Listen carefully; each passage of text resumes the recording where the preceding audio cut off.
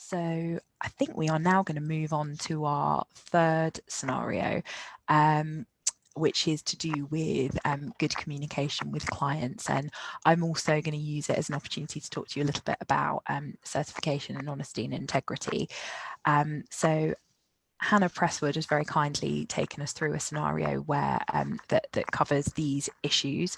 Hannah graduated from the University of Nottingham Veterinary School in 2018. She spent the first 2 years of her career as a farm vet in Gloucestershire and then undertook a small animal rotating internship at a referral hospital for a year. She now works in a small charity practice as a general practitioner. So Chloe, could we have video number 3, please? My name is Hannah Presswood. I graduated from Nottingham University in 2018. I did 2 years as a farm only vet, and then I did a small animal rotating internship, and now I'm working in a small animal general practice. So a difficult situation I faced when I started practicing as a farm vet was telling a farmer that he had a positive reactor cow on a TB test. This meant that his farm needed to be under movement restrictions.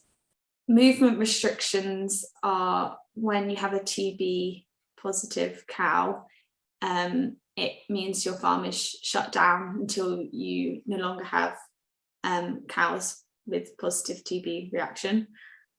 This means that the farmer is unable to sell his cattle on the open market and also restricts them in other ways around their business. In kind of TB high areas, farmers are more used to dealing with this and there are more programs in place, but in less TB positive areas, it can be hard for farmers to sell their cattle. This particular farmer was quite upset as he was a calf rearer and it was one of the calves that was a reactor. Therefore, his business is structured around growing these calves into larger cattle and therefore then selling it on to someone else to then fatten those cattle for slaughter. However, if you are TB positive, it's much harder to sell the calves on as you are shut down with restrictions. Initially, he was very angry and upset. He tried to blame me for doing the tests wrong as I was a new graduate. My response was to explain the test protocol to him and why the cow was a reactor to justify my decision. He was still very angry due to pre-existing beliefs that this would have a significant impact on his farm and therefore his livelihood. I decided in that situation to call my senior vet, who had a long-term relationship with the farmer. He was able to come down and support me. He explained about the next steps for the farm, the long-term implications to stop the spread of TB, and the importance of controlling the zoonosis to the farmer. He also explained how we as vets can help to eradicate the disease on his farm and other services that could also help him and support him. He was much calmer now after this, as he was aware of the other services that were able to help him, and also that we were there to help, and that we were there to support him and his farm. He later apologised to me for his behaviour once he had calmed down. So from the situation, I learned that in hindsight, I'd maybe gone straight to explaining the test and justifying my decision, rather in hindsight that I maybe should have understood his concerns as a farmer and what he needed from me as a vet. I learned from this experience that sometimes it is difficult to be confident as a new graduate, especially when it's a challenging emotional situation. But it's really key to stick to what you have learned. And it's also about how you communicate this with the farmer.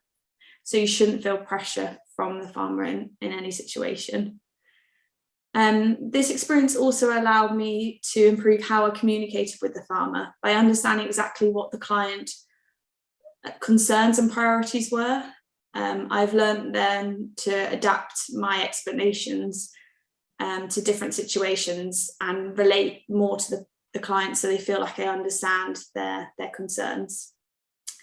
It also taught me that it's very important to ask for help The senior vets have so much experience in dealing with these emotional situations, and have done it so many times before and have long-term relationships with the clients. So don't be afraid to ask them for advice. The farms always respect you for asking for help. So never be afraid to ask.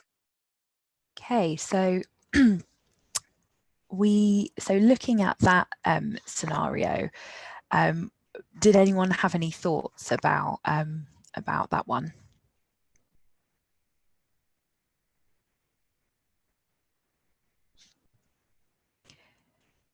I wondered if you thought that there were any different kind of issues at play here, because you're dealing with a farmer and it's their livelihood, and you're kind of dealing with those more economic aspects of being a veterinary surgeon as opposed to the more emotional ones when you're dealing with small animal.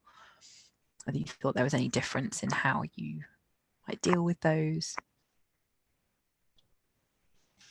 I think Hannah absolutely, she was spot on at the end there, where she said that with hindsight, maybe she should have thought about the scenario that what the farmer was worried about, what his concerns were. So showing empathy to his concerns, kind of getting him on side, and then kind of going into it. I think that's a very good piece of reflection, and I think Hannah is joining us tonight, so welcome, Hannah, and thank you very much for taking the time to do the video.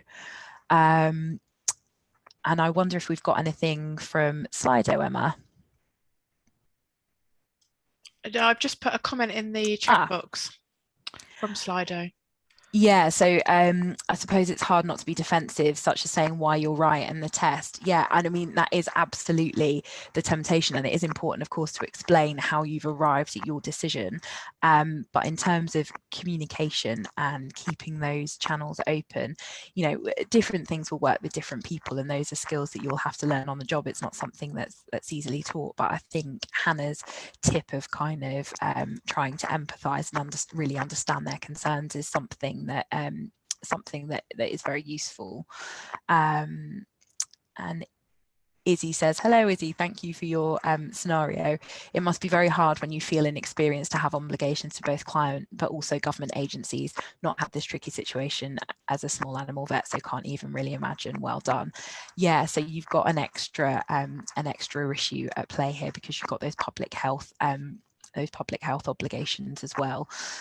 So if we have a look at the code relating to this scenario, I thought this might be a good one to kind of zoom out and have a look at the code in kind of a more broad sense. So before the code talks about those guiding principles that we've been looking at, you know, making animal health and welfare your first concern and so on, it has 5 principles of practice which underpin all of those principles, and they're outlined on that slide. And the things that you have to, so in this scenario, what Hannah really had to keep in her mind was honesty, integrity, because she's being trusted by in her role by the government to give accurate tests and give accurate information in order to stop the spread of TB within the UK, which is obviously extremely important. So she has to act with the utmost honesty and integrity, one of those key principles. And also she is personally accountable if anything goes wrong, or she were to, for example, accede to the pressure that's being put on her by the farmer.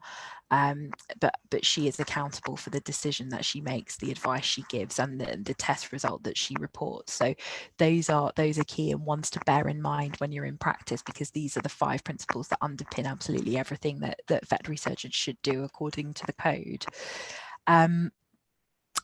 So, oh, sorry, I skipped on too far there. So communication is obviously key, and we have a paragraph in the code that says you must communicate effectively with your clients and ensure that you obtain proper consent. So communication is key. We do have a chapter 11, which is dedicated to communication with clients, so do have a look at that before you go into practice. Particularly relevant to this one, 6.1, veterinary surgeons must seek to ensure the protection of public health and animal health and welfare, must consider the impact of their actions on the environment. So you do have obligations to your client, to the animal, but also public health as well.